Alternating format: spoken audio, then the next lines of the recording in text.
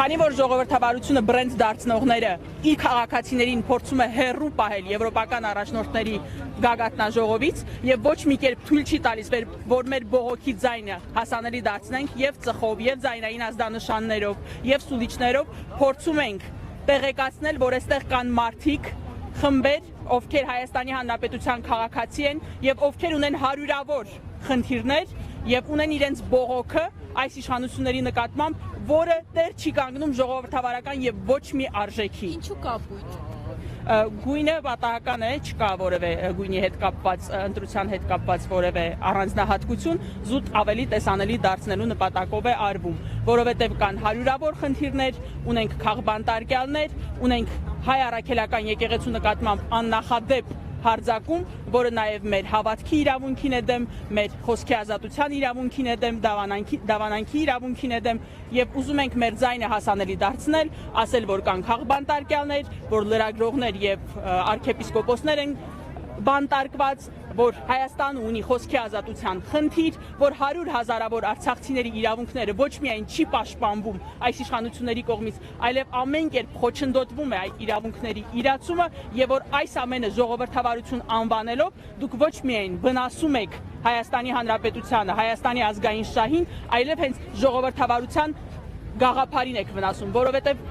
սովորական հայը տեսնելով թե ինչն եք աջակցում եւ ինչն եք ժողովրդավարություն անվանում, ինքը հենց հիասթափվում է ժողովրդավարություն բառից, որովհետեւ այս ամենը ինչ մենք ունենք բռնապետությունը ժողովրդավարություն չէ։ Բարի եղեք, ունեցեք կամք բարձրաձայնելու այս խնդիրները, ասելու որ Հայաստանը ճիշտ ուղղությամբ չի գնում եւ եթե դուք ձեզ հրճակել եք ժողովրդավարության պահպանման առաջամարտիկներ, բարի եղեք եւ տեր կանգնեք այդ արժեքներին։ Թույլ մի տվեք, որ ժողովրդավարությունը աղավաղեն եւ Հայաստանի Հանրապետության քաղաքացիներին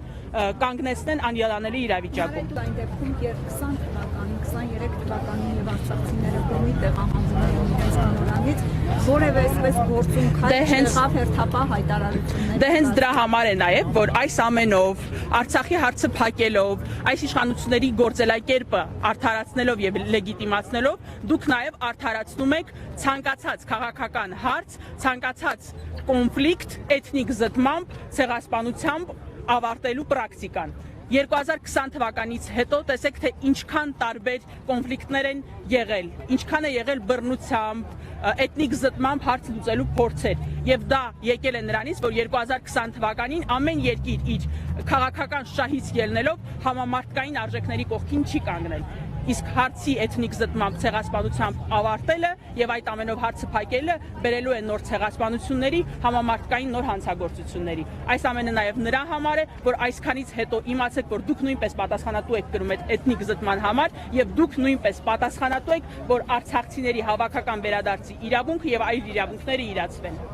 Շնորհակալ եմ։ Ձեզ նույնպես շնորհակալ։